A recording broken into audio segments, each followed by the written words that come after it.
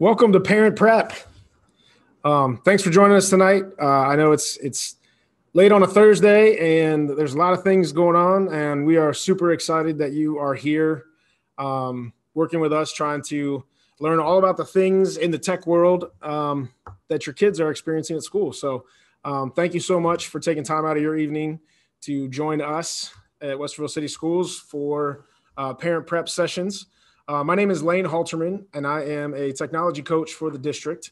My job is primarily working with all of the technology tools that we have available, working with the teachers and the students to make sure they understand how those products work, and making sure that the accounts are set up properly, making sure that the teachers know how to create assignments and kids know how to turn stuff in, and all of the different tools that the district has provided for teachers and students. My job is to understand those and help everybody use those to their fullest capacity. So we have a Q&A on the Zoom here. So if you have any questions, Rachel Lacey is another tech coach in the district. She'll be talking later on some other digital products, but she's managing the Q&A right now. So if you have any questions, please feel free to throw those in the chat there, and she will either address those specifically or mention something and we can talk about it live on camera if it's something that's a little bit bigger and needs to be discussed.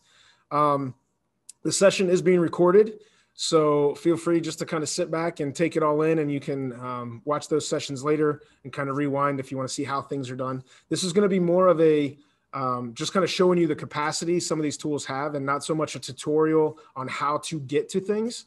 So right now, just kind of take it in and just kind of see all the products that we have and some of the capacity that you as a parent will have to support your kid as they're going through either WVA, face-to-face in-class learning, or the remote learning, depending on what schedule they're on or whatever program they're in. So I'm going to change screens that I'm sharing here really quick. And I'm going to start off the night by talking about Schoology. Schoology is our learning management system, which is, if you think of just an online version of a classroom, Schoology is what teachers use to push out materials so that students can either watch videos, participate in discussions, submit assignments, all the different, take tests, those kind of things. There's a lot of bells and whistles, and you actually have a lot of access as a parent inside of Schoology. So I'm going to change the screen that I am. Yeah, this is the one I want to share. And so what you see here is a Schoology landing page. And so in order for you to get here, you would you'd have access to, I'm going to open up another tab here real fast. You go into PowerSchool. And if you go into PowerSchool, you're going to see something like this Schoology code. And that is unique to every child. Every child in the district has their own unique code. So as a parent, you would sign into PowerSchool, you go in and get this Schoology code, and then you go to Schoology.com and you would create an account using that code. And that gives you access to your child inside Schoology. That shows you can see all the classes that they're in, the groups that they're in, announcements that are coming. And so you can access all of those things. You'll see building announcements. They'll come directly to you. So using that code. And this is our EdTech website. And we've got a parent tab. And this parent tab has a lot of resources for you to kind of go through. And if you have questions about things, kind of what stuff is, how to navigate it, there's a lot of resources here. I'm not going to go through too much time on our website. But that's kind of where this information is. And we've got some tutorials and videos in here to help you get connected in Schoology. Once you've done that, once you've created your account, you can go into Schoology and you'll land here. And you have, this is your actual account. So sometimes people get confused because they're signing in as a parent and they don't realize that you actually have a Schoology account. So some buildings have PTA groups and things like that you can use your personal account inside Schoology to join those building groups and other courses and things. And so if you click up here, these courses and groups, these are going to be for your account. If you want to see your child, what you're going to do is you're going to click over here on your name, and the drop-down menu is going to give you access to your child, or if you have multiple children, you actually can go in and add that access code for your other children. You can add those. And what we're going to show you here, now, I actually have 3 daughters inside the district. So when I click on this, you're going to see all of my kids listed, as well as a test account that I'm going to use to kind of demonstrate some stuff. But I also have a couple other accounts just as for my job. But so when I click this, I have a lot more accounts than you'll see, but you'll see your account here, and then you'll see any children that you have listed underneath. And so I can go through and I can just toggle between my high school daughter, my middle school daughter, my elementary school daughter. I can see whatever they have assigned to them inside Schoology. And so I can just click here and go back and forth to different kids. We created this test student account just to kind of show you what you're going to see as a parent. And so when I come here, what I'm seeing, and it tells you right here at the top, I am viewing this as my child. So this is not my account as a parent. I'm looking at my child's Schoology world. So this landing page here shows you the courses that they're in. This test account is not in any groups, but if they were in any groups, they would be down here. It shows you the overall grade that student has in those courses. And then if there's any attendance things, I will tell you the attendance is not usually used in Westerville because we use PowerSchool for official attendance. So you may not see any attendance updates in Schoology, and that's normal. So what I see here is the courses they're in, the overall grade that they have. And over here on the right-hand side, what I see is anything that's recently happened, any grades that have happened. So assignments that have recently been graded, there's 13 here. I can click and see what those grades are, any tests or quizzes or discussions. All of those are on here if I want to see what those recent scores are going to be. Down below, it shows us a couple other things. It shows us overdue work. So this work right here is something that had a scheduled due date, and that due date has passed without the student turning in some submission. And so if an assignment was created, it was due on a day, the next day, or after that time if it was time stamped, after that, it would be marked as overdue. And that would indicate to you that kid needs to go back and make sure that they answer or fill in whatever that work is. And then down here is upcoming. This tells us what's coming up, what things that are going to be assigned in the future, just to kind of give you a heads up on what to prepare for. So I know as a parent for myself, I will go in every day and I will take a look at this list with each of my kids. And primarily my first look is, do you have anything that's overdue? Do you have anything that was due today or due yesterday that you have not completed? And I want to try and get that done first because the teacher has set chronological due dates for certain things. And I want to make sure that those things are complete. And then also if I've, my kids that were on cohort A, so they're at home this week.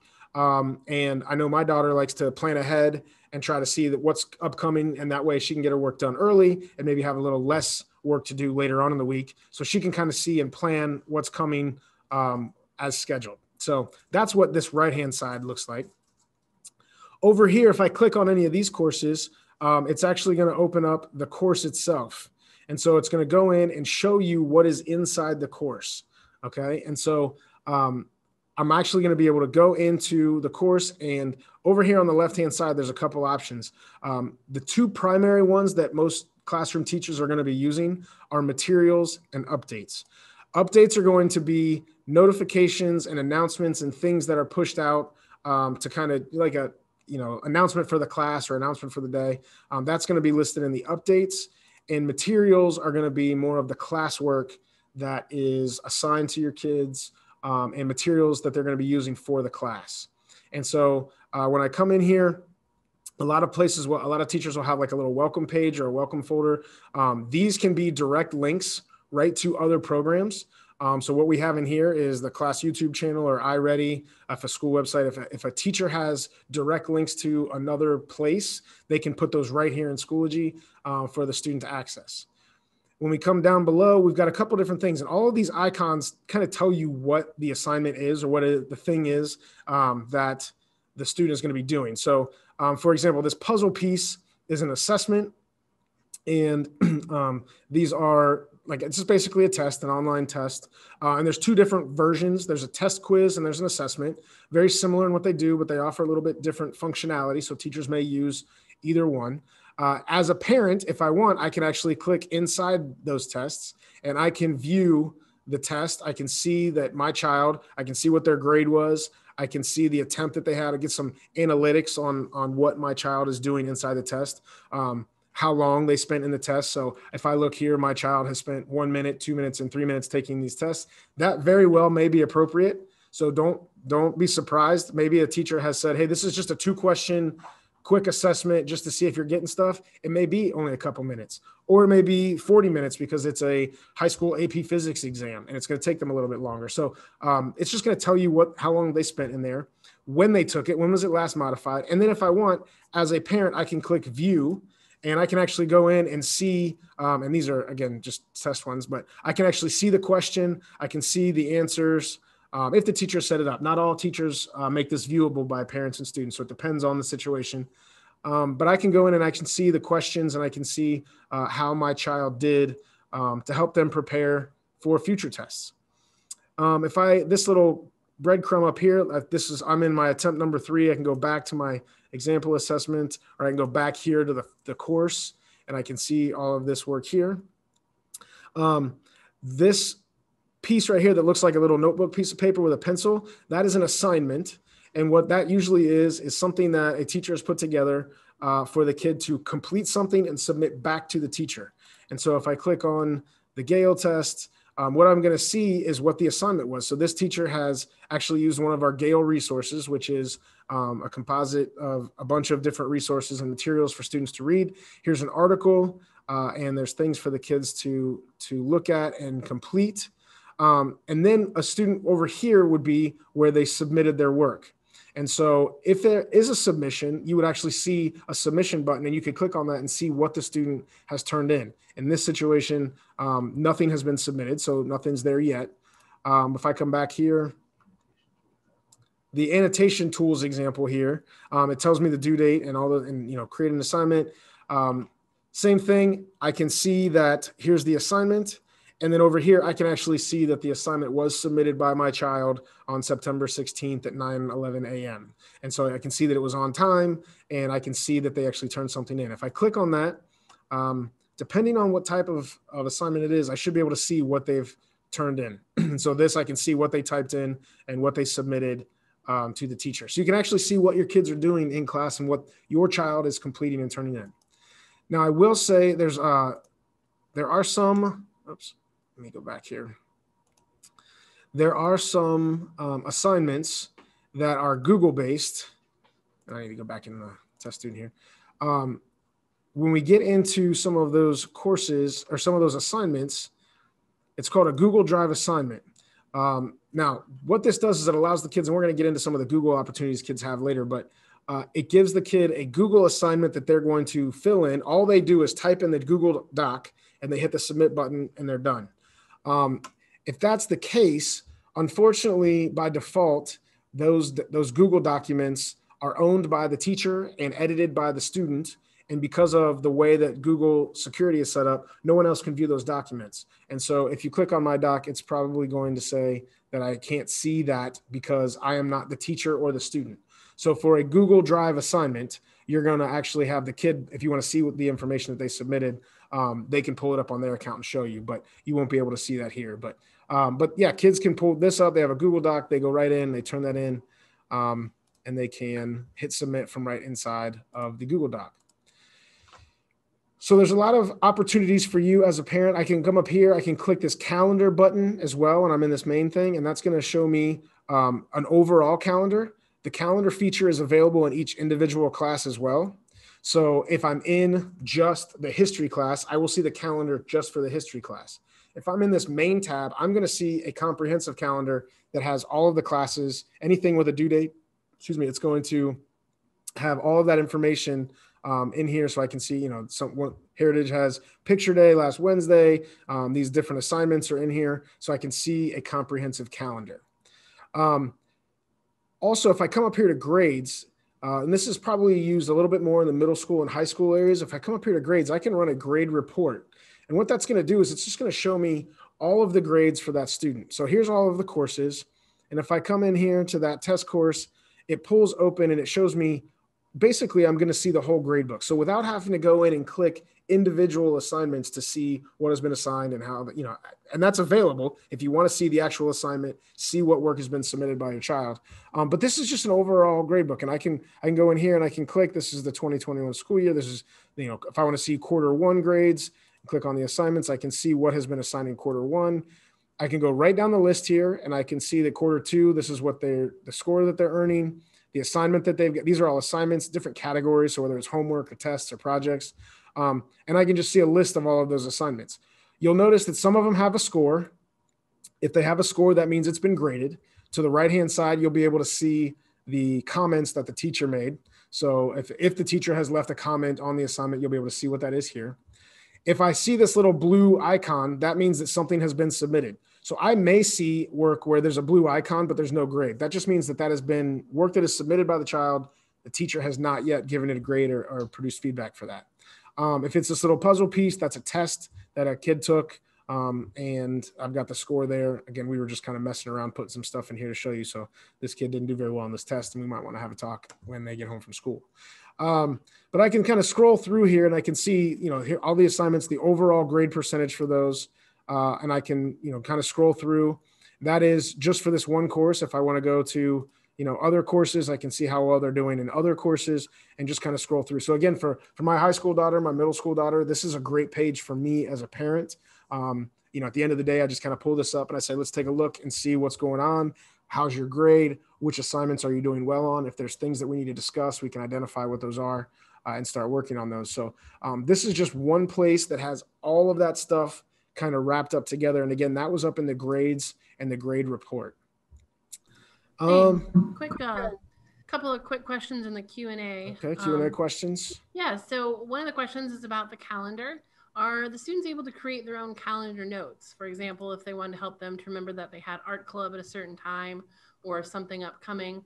And then along with that, talking about the notifications that you can receive from Schoology. Gotcha. Okay, great question. So the questions were, can students make their own calendar items and what kind of notifications do they get? I believe students can put things in the calendar. So their own personal calendar here, they go to this page. And if they want, now I'm in a test account, but I can go in and I can actually hit create when the student is in there. So as the parent, I cannot create right now with this view, I cannot create calendar events for my child's account. But if the child were the one signed in, they could go in and they could hit create and they would have a bunch of options. They could put dates and times and put links and all that kind of stuff if they wanted to do that to add to their calendar. I know, for example, I coach golf, and so I have a whole calendar for the practices. So that way, when the kids get in there, there's all those. So they can see their homework assignment for math, history, and they can see what time practice starts that day. So if a kid wanted to add their own events, hey, I've got a dentist appointment, they can put that in there so they're reminded that day they need to be prepared to leave school early or something like that. Notifications come if you click up in your name here. And these are going to be for the individual kids. So again, if the kid is signed in, they will be able to adjust their notifications. Parents, you also have notifications coming to you. And if you come down here, you can go to settings, and that's going to give you the option to tweak your notifications. And so I can go in and I can say, when do I want to get my parent digest? And so for a parent, I get an email once a week, kind of sent like an overview of the week. It's going to look a little different from a kid account. Because I'm in the student account. If I come back to my account and I come in here to settings, I can go in and click notifications and I can turn stuff. I can say whenever a course update is posted or whenever homework is submitted or whenever I can go through and get really granular and figure out when do I want to get email notifications and things pushed to me and also things on the mobile device, on the app. If you haven't downloaded the Schoology app, I highly recommend it. I use it frequently as a parent, and I get on and I have notifications as buildings frequently are putting announcements out on their school page. And so as a parent, my account is associated with the different buildings that my children are in. And so I will get Westerville North's announcement updates pushed out on the mobile device. I will see Walnut Springs updates. I'll see Mark Twain's updates. I see where all my kids, all the different buildings that they're in. I can see those directly here on the mobile app, or I can set it up to send me an email. Some people, and it depends on what you want. Maybe you want all of the emails. Maybe you get way too many emails and you want to go in and you want to customize which ones you want to see and which ones you don't want to receive via email. It's just up to you. So again, lots of information, lots of opportunities for parents to really get in and see the work that's being assigned. Each class has their, each class has their own individual course. So you'll be able to go in and see all those different courses that your children are in, so that you'll be able to see, all that stuff. Oh, and the other thing I wanted to show you real fast, if you are in here as a parent, you'll notice over here, I forgot to mention this earlier, over here are the admins of the course. So that means that those are the teachers, basically. This one has 3 admins. There are a bunch of kids in here, but you can't see that as a parent. You won't be able to see the other children, only see your child. But if I want to send a message, I can just click this button right here, and that's going to open up the messenger right to the different, it'll go directly to the admins of the course, the teachers inside Schoology as a direct message. So you don't need to look up email addresses or anything like that. So that is a quick look at Schoology. I am going to kind of wrap the Schoology part up, and I'm going to hand the reins over to Drew Farrell, who's going to talk a little bit more about the Google sphere, the Google products that our children have access to, and explain kind of what are the opportunities and limitations with student accounts and what they can do with that. So I'm going to turn this over to Drew Farrell.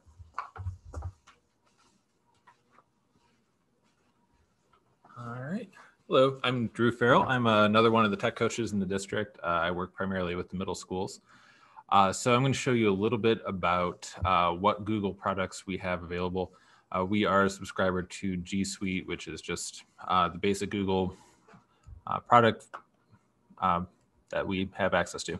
One of the big things that you'll want to do is if you're at home and you're not using a Chromebook, one of the best things to do is to make sure that you are using the Chrome web browser. So this is the Chrome web browser that we have logged in here.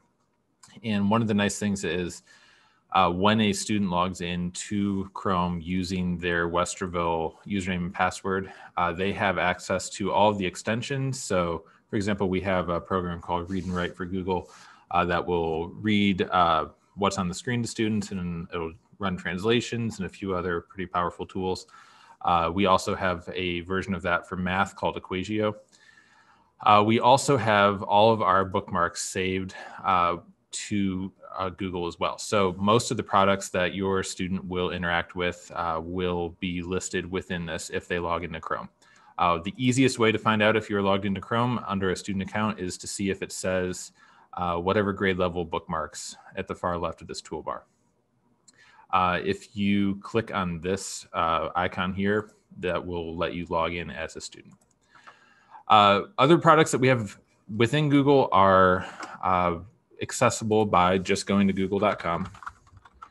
And what it will let you do is click on this little waffle looking thing up here, and that will list out all the apps that students have access to. We have Google Calendar, which can be used along with the Schoology calendar. So Schoology can actually generate a link to import into Google Calendar, so it can all be kept in one place. Students also have access to Drive, which is basically a storage place for all of their work. So they can use Google Docs, which is the word processing program. They have Google Slides, which is their version of PowerPoint, as well as spreadsheets and all those other programs. They can also use Google Sites, which is a website builder, Google Keep, which is basically virtual sticky notes that will send you reminders. That's a pretty powerful tool. And most importantly, they have their email. So anytime students get information, whether it's an update through Schoology, a message from their teacher, all that will come to their Gmail account. One of the biggest limitations is that students are not able to receive emails from outside the district. So if you were to use your parent or your personal email account to email your student's school Gmail account, they would not receive that email. Same goes for other exterior emails, just as a safety feature. Students also are not able to email each other. Other than that, they will have access to Google Meet. So some teachers, especially when we were in virtual, were using Google Meet as a way to do video conferencing with students. And there are a number of other applications that are available as well. They go on and on. So if you have not taken a look with your student about all the different Google apps that they have available, they are worth taking a look at. There's a lot of productivity tools. There's a lot of tools that can help students to make task lists, stay on track with what they're doing, and also stay in contact with their teacher or other students. So that is a super fast overview of what Google can do. If you have any questions, feel free to drop them in the chat. And I'm going to turn it over now to Rachel Lacey to talk about some of our other programs that we have available, especially at the elementary level. Drew, before you do that, there is one question in the chat already about the applications through Google, and that's talking through the difference between Hangouts and Meets, Google Hangout and Meet. So Google Meet is the newest version of Google's video chat program. Hangouts was kind of the old version. It's been kind of devolved into just a text-based chat program. So it is something that students have access to. They can send chats to each other, but it is slowly being, they call it depreciated out. So it'll be disappearing at some point in the near future. And it's been replaced with Google Meet and Google Chat as kind of spun off separated components.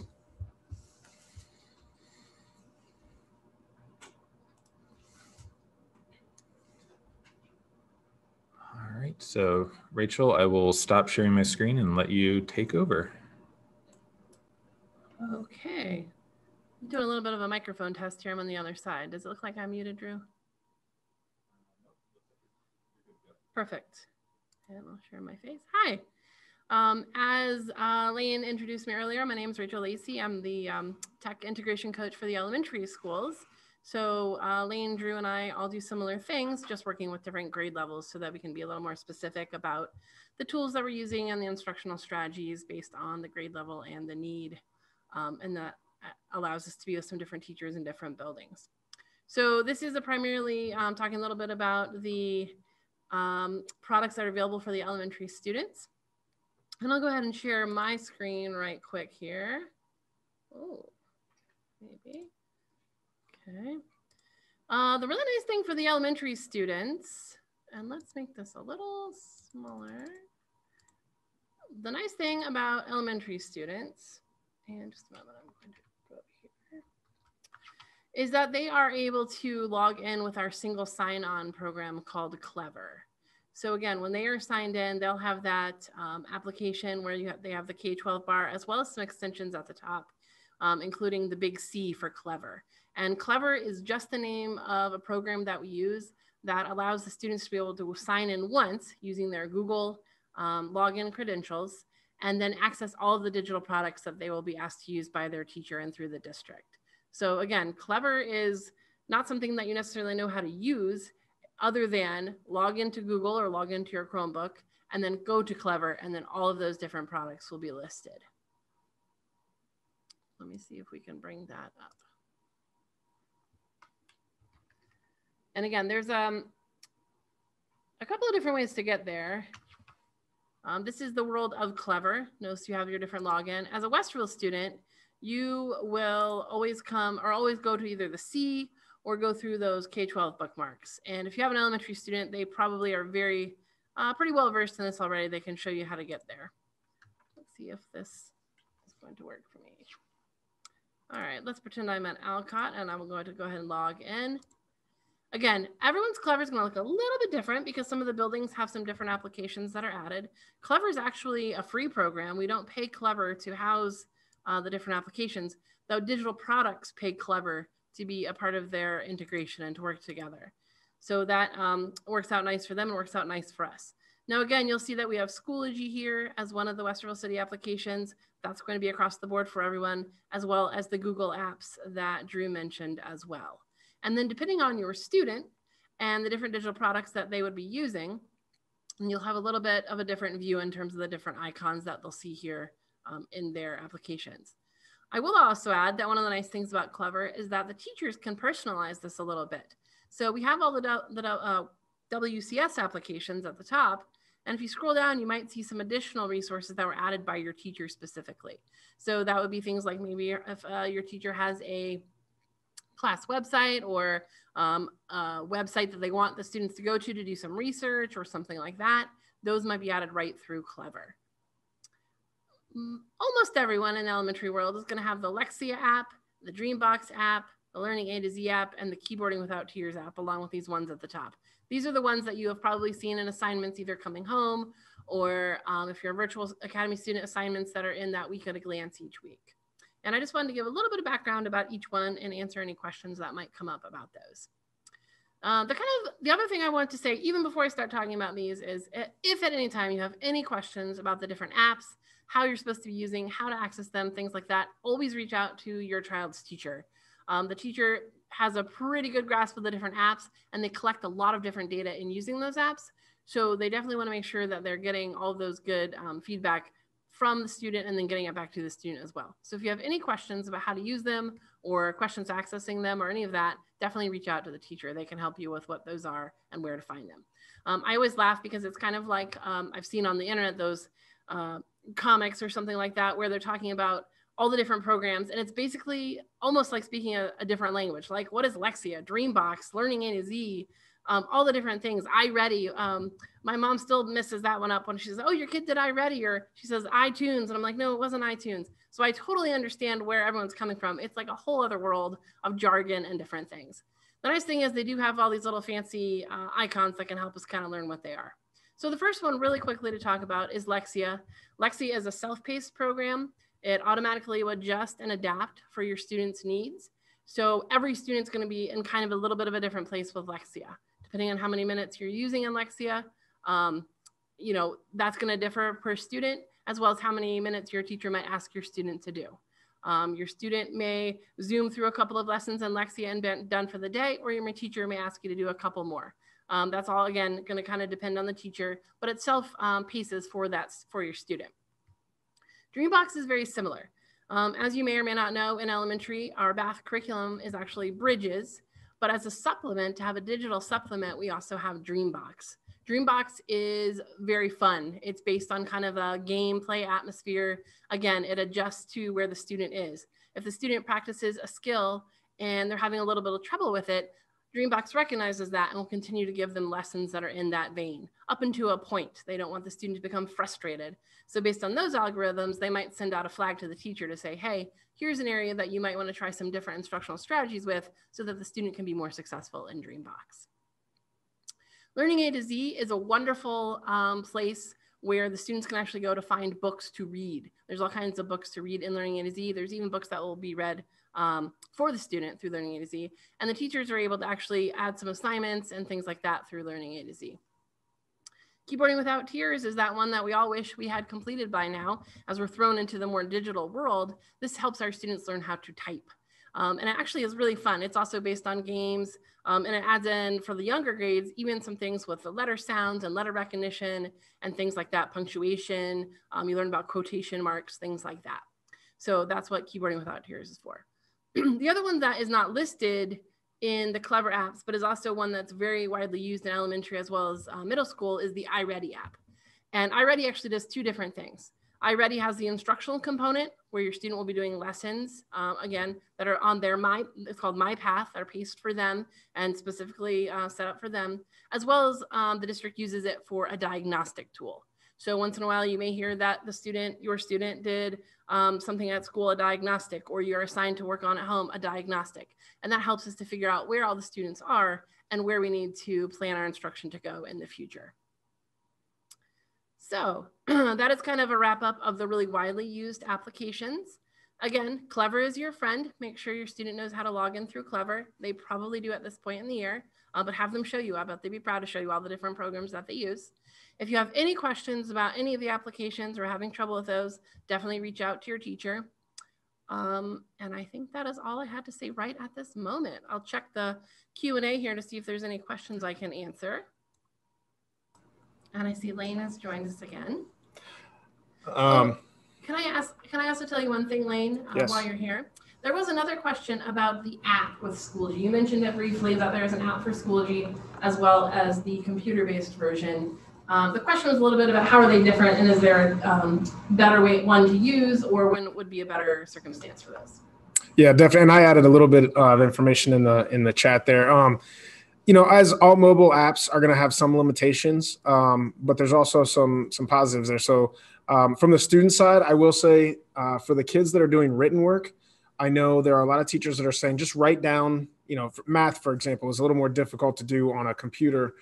So maybe just show your work on a piece of paper, and then that way, when you're finished with the work, just take a picture. And the mobile app actually, when you hit submit, it actually has an icon that just is the camera, and they take a picture and they submit that directly to Schoology. So the mobile app has some features like that make it really simple, but it does have some limitations as far as the some of the opportunities. And so if you want to get all in and see all the bells and whistles, you're probably going to be better off using the web-based version. But for convenience, like I said, I have the mobile app. And so when I'm just sitting down at dinner with the kids, I'll pull it up and say, hey, let's take a look at your grades and see what's been submitted or what hasn't been submitted, so that we can kind of take a look at those things. So I'm going to, just as we kind of wrap up, and again, if you have any questions, please feel free to throw them in the Q&A. Our last 5-10 minutes here, I want to just show you a few of the other just tools in general that your students might have access to. So we talked, Schoology is going to be a big one where, teachers are going to be putting a lot of that material out. Information is going to be pushed out, announcements, things like that. Clever is great for a lot of our elementary and middle school tools that our students are going to use. But this bookmarks bar up here is going to be where kids can get a lot of access to other things. Now, some of those things that are in Clever are also going to be listed in here. Mine's going to look a little bit different than what your students might look like, just because I have access to all of the stuff where your kid might see, they won't see the Westerville K-12 bookmarks. They will see elementary links or middle school links or high school links. And when they click that, there's this laundry list of applications that students would have access to, depending on what programs are geared towards them. So maybe they're using Alex. Alex is a math program that some kids are using as some remediation or just kind of different ways to work through different math equations. It's very similar to some of the other products we have at the elementary level. Alex is used more primarily at the middle school level. Apex is maybe if your student is a WVA student, you're very familiar with Apex. Apex is our self-sustaining program that it kind of runs separate on its own. But we have links available to the kids that are going to be using that, so they might see that there. A couple of the other ones, as we're just, some of these Rachel has already talked about. InfoOhio is a great way to be able to access a lot of resources, and a lot of teachers have gone over how to do that with kids. And so they can definitely be able to access a lot of things that their teachers are saying. Go to InfoOhio. It's a great research tool if they're doing research projects or papers. Again, Lexia, Dreambox, those things are in here as well. I'm also going to, Schoology is in there as well. So if your kids are struggling and they can't figure out how to get to Schoology, it's in Clever. It's also in the managed bookmarks here. And another big one that I'm seeing a lot of increased usage is WeVideo. And WeVideo is our paid video editing tool. And so it is something that some classes are assigning projects, but kids have access to it anytime if they want to use it. And so it's video editing, so they can go in and make their own videos. They can go in and upload media, take pictures from their phone and upload it to their Google Drive, things of that nature. And so they can definitely use that to make some videos for classes, to make video for fun. It's paid, so you have all the bells and whistles. You have all the music to play in the background, all of the filters that they can use. Kids they have a blast with those things. I've seen a lot of use in class. So WeVideo is a great editing tool. And when they're finished with the video, they can hit finalize and it uploads directly to their Google Drive.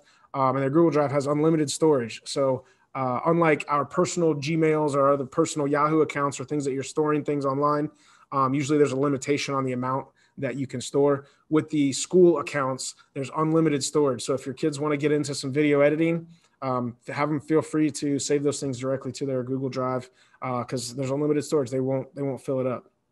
And so, and there's a lot of these links that are in here. I'm not going to go through all of them, but that's a great resource for your kids if they're trying to find something. That's a great place for them to go. If it's not in Clever, definitely check the managed bookmarks. Also, if you are having any issues now on a Chromebook, when kids sign into a Chromebook, they're going to be automatically signed into the Chrome browser. We recommend the Chrome browser across the board because we are a Google district. We use the Google products. When you sign into the Chrome browser, if it's done properly, you'll see these bookmarks that are geared towards them. They'll also see these extensions at the top, which are used for different reasons and different things in class. And it'll have everything that they would see if they were on a Chromebook at school. They would have full access to all of those things. One of the other topics that we wanted to mention was the single sign-on option. And when kids are going into different programs, if they're doing something for school, sometimes it'll say, hey, sign in here. And it'll say, type in your username and password. For the most part, kids should have the option that it'll be a Google symbol and it'll say sign in with Google. If they're signed into Google with their school account and they go to a different program that wants them to create an account, if they click that sign in with Google, it'll just use their Google information to sign in. So for example, when a kid goes to Schoology, students don't have a username and password to get into Schoology. When it pulls it up, it'll actually just sign them in using their Google credentials. And so there's nothing for them to remember or sign in with. They're just going to, once they're signed in with Google, when it goes to Schoology, that signs them in. When they go to those other products, it signs them in automatically using their Google information. So they shouldn't have too many username and passwords that they have to memorize and enter separately with the idea of the Google single sign-on option. So we definitely recommend that if they're doing stuff for school, just sign in with your Google account. And they've got access to that. While at school as well, we have different filtering access. So when the kids are online, just so you know, there are different levels of filtering depending on the age of the child. So elementary is going to have a little more filtering, middle school is going to have a little less, high school a little less, and then staff members and adults are going to have a little less than that. So it depends on who the child is and what's being filtered. YouTube is available. A lot of that is through the general YouTube filters. And then teachers can go in and actually unblock specific videos if they need for a class. So if you ever run into where a teacher says, hey, watch this YouTube video, and the child can't watch the video, usually it's because a teacher has forgotten, if it's a specific video, they've forgotten to unblock that specific YouTube video. So just reach out to the teacher and they'll say, whoops, and they'll unblock it. And then you hit refresh and it all works from there. So a lot of power, a lot of products available to the kids when they're at school and when they're at home. Parents, we're hoping that you can, support your kids, reach out to the teachers, let your teachers know what's going well, what's not working. Definitely, reach out and stay in communication with us as much as possible. This is new for a lot of people. A lot of people are still struggling, trying to figure out, what's working and what's not.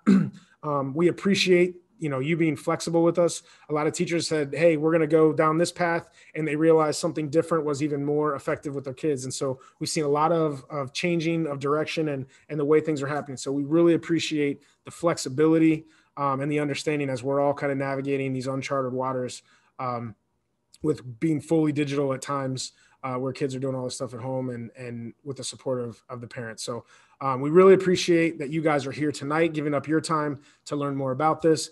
Please don't hesitate to reach out to your classroom teacher and make sure that, any questions or concerns you have, we want to know right away. And at the same time, hopefully you saw Dr. Kellogg's message the other, I think it was last week. Make sure you're checking with your kid. Your kids are the most important thing. And so while we're trying to figure out and trying to be as normal as possible with our assignments and our work, if you have any issues or concerns with the amount of work or they're just struggling with it, please talk to your teacher. I've seen more forgiveness this year than ever before, and people are willing to just say, let's figure this out. Hey, you didn't get that assignment turned in because you forgot to hit submit. Let's just take a breath and make sure our kids are, the mental health is a huge piece this year. So check in with your kids, communicate with your teacher, let them know if you've got questions. There are no questions that are too small. So let us know how we can help. Again, we really appreciate you coming here tonight, spending time with us. And learning about how you can support your kid and while they're navigating these uncharted times. So thank you very much. Rachel, do we have any other Q&A questions before we sign off here? Yes, we have one. I'm not sure that we have a specific answer for it. At least I do not. But it's a question about Apex and if they plan to have a parent portal or if there'll be any feature updates with that tool coming in the near future. There are some enhancements that can be really helpful, like having an email thread or reply. Gotcha. Yes. And some of that, we are at the hands of Apex when they decide to update those things. And a parent portal would be a great addition to that. So I'm not exactly sure. I'm not as familiar with Apex personally. I know the WVA kids are, that's where they're at for their stuff. And the teachers are they are a little more familiar with those pieces. But I'm not sure of any updates, but I'm sure as those things are happening and rolling out, hopefully your teacher will be reaching out and letting you know as those get updated. So here's another question about Apex and how it syncs to Google Drive and attaching documents. Is there a way to upload a link to Apex from my Drive? Or we can also speak directly to this person to answer the question. Yeah, definitely.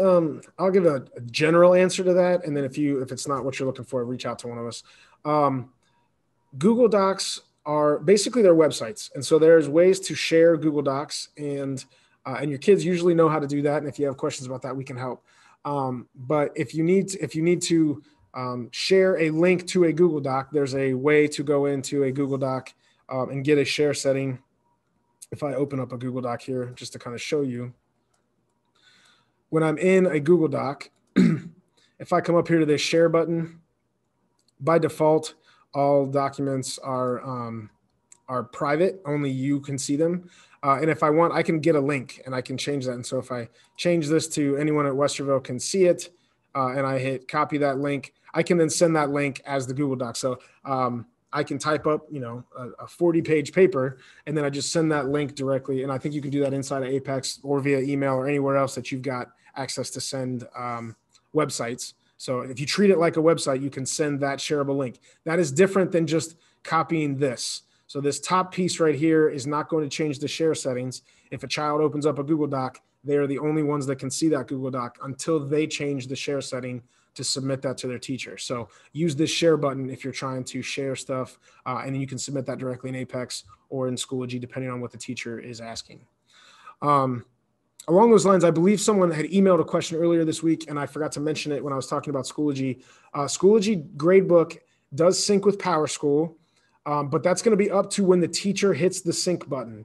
And I say that only because some teachers like to wait until all of the work is done and complete and feedback is given in Schoology before they hit sync.